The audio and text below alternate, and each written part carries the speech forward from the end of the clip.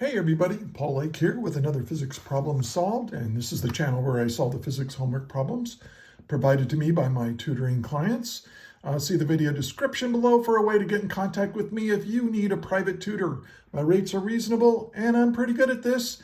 And if you find this video helpful, please like, share, subscribe, that sort of thing. And let's get to today's problem. It's an energy problem. I call it a sliding block is stopped by a spring. Here's what you should be familiar with before we get started. This is a conservation of mechanical energy problem. You should be familiar with the equations and so on for elastic potential energy, kinetic energy. And you should know what a conservative force is. What's the difference between a conservative and a non-conservative force? We're going to discuss all that in this video. So let's get to today's problem. We have a block of mass m is attached to the end of a horizontal massless spring with a spring constant of k resting on a frictionless table. The mass is then given an initial velocity x naught from equilibrium and an initial speed of v naught. Ignoring friction, so there's, and that's important, ignoring friction, use energy methods to find A, its maximum speed, and B, its maximum stretch from the equilibrium in terms of the given quantities. Okay, so pause the video now and try to work this problem yourself. And you don't need a calculator. This is all just this is a derivation of an expression. I kind of like those problems. You don't have to mess with a calculator. So anyway, let's get started. Let's draw a picture. We have a mass spring system, so let's draw this. And here's the our frictionless surface. We have anchored to it a spring. And here's the equilibrium position, but we've stretched it beyond that equilibrium position to some value. And I put wheels on it to show that there's no friction. This has a mass of m. This has a spring constant of k. And this is x naught. And at x naught, it has a speed. Now, it doesn't say what direction the speed is in. It can be to the left or the right. It doesn't matter. I'm just going to show it to the right of v naught. So it has x naught, v naught. We want to know, and then what are we trying to find here? Well, for A, we want to find its maximum speed, v max. And then for B, we want to find its maximum stretch from the equilibrium. And we have a name for the maximum stretch from the equilibrium for a mass spring system. We're going to call it A for amplitude. We want to know the amplitude of this. Probably shouldn't have drawn it because it's smashing up against this wall, but it's going to oscillate like this, right? Mass spring oscillator. So let's solve it. Now here's the thing. When you have a problem where like this, and you go, okay, we got a spring, we have no friction, we have a mass in motion, it's pulling, it's always good to think energy. It's things energy. And because, and especially in a problem like this where all the forces involved, the force of the spring, well, actually the only force really involved is the force of a spring, is a conservative force. And what do we mean by a conservative force? Well, there's several aspects of what defines a conservative force, but the thing that you really need to focus on is that if a conservative force is doing work, it doesn't change the total amount of mechanical energy in your system. Now, in this case, and now let me show you my favorite equation in all of mechanics. The work done by a non-conservative force is equal to the change in mechanical energy. Okay. Now, a lot of physics classes don't teach this, but I love this equation because now for most of you, the only conservative forces that you have to deal with at this level of mechanics are the force, the elastic force from springs, or force of gravity. Because when gravity is doing work, you're usually converting gravitational potential energy into kinetic energy or into elastic potential energy. If springs are doing work, you're converting energy into kinetic energy or whatever. So springs and gravity, they just take this elastic. Remember, mechanical energy is defined to be kinetic energy plus gravitational potential energy plus elastic potential energy. And if the only forces doing work are the force from gravity or the force from elastic force from springs, all you're doing is transferring energy from one of these into another. And you can even go like that sometimes. So you're just exchanging, because this defines mechanical energy, right? This sum of these three kinds of energy. And so as these two forces do work, you're just transferring energy so the sum doesn't change. Now, a non-conservative force, what do we mean by a non-conservative force? We mean like friction.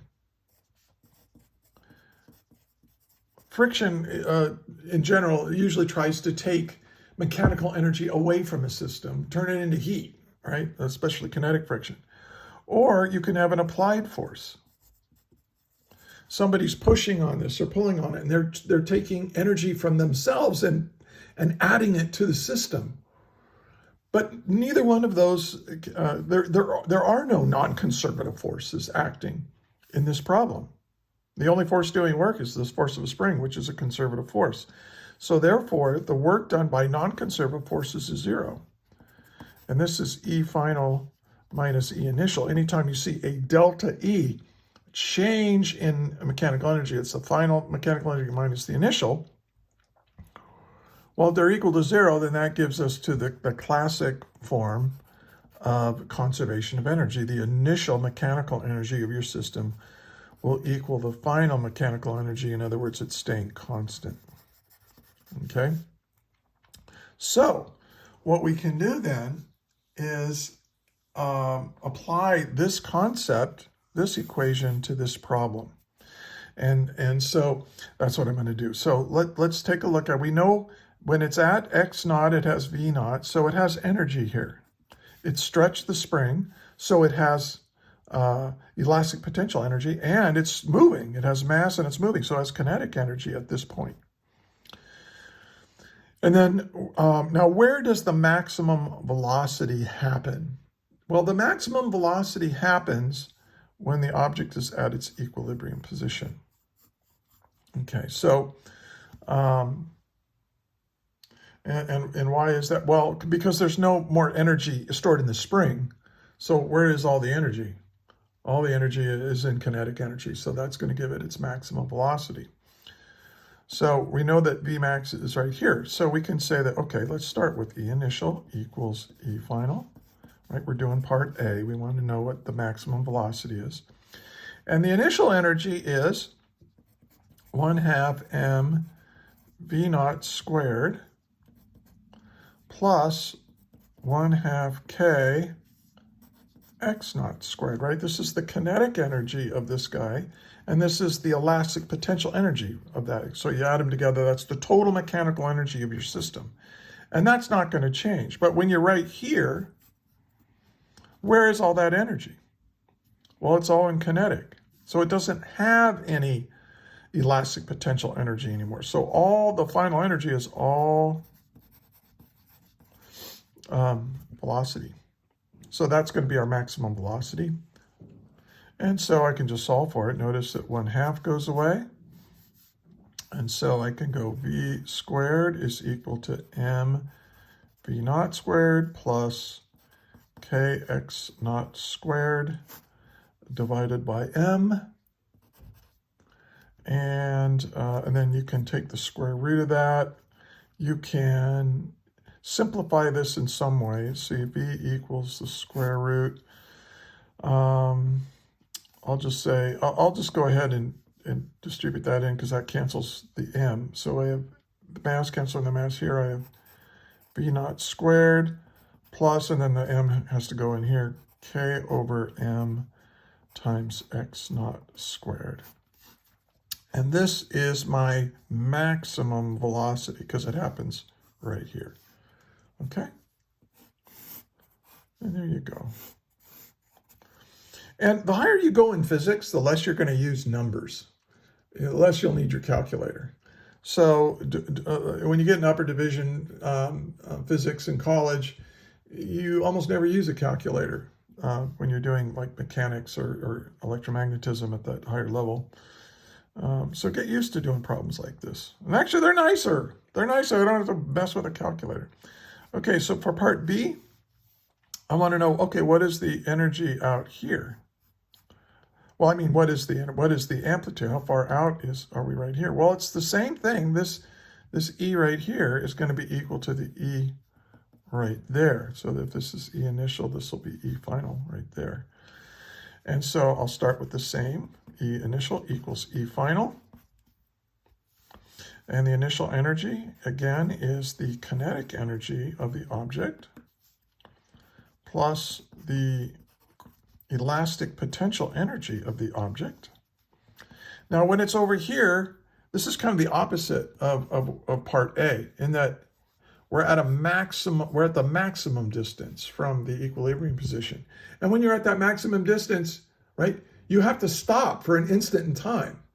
And for that instant, when you're at the maximum distance, because it's about to turn around, right? It was moving to the right. Now it's going to start moving to the left as it oscillates back and forth. So, so it doesn't have any kinetic energy because it's not moving. The velocity is 0 here. And so it's all going to be, and instead of, I'm going to call it A squared. It's all going to, all this energy is going to turn into elastic potential energy. And this is going to allow me to solve for K. So I'm just going to do what I did, or solve for A, I'm sorry. So this is going to be A squared is equal to m v naught squared plus kx naught squared divided by k. And then, of course, we'll take the square root of that. And this is A. So this is our amplitude will be equal to, well, I'm going to go ahead and put the k in here. This is going to be m over k times v naught squared plus x naught squared. And this is the expression for our amplitude, our answer for part A. Okay. So again, as we back out and kind of look at the big picture, look for problems where there are no non-conservative forces. And at the level you're at right now in physics, look for friction or look for somebody pushing or pulling on it from outside your system. Those are non-conservative forces. That is, they don't conserve mechanical energy. They either add to or subtract from the mechanical energy of the system. And if you don't have any, you go, oh, okay, well, mechanical energy is conserved. And then you can just say E initial equals E final, and then it's just accounting for where the energy is, and then you can solve for whatever unknown you have.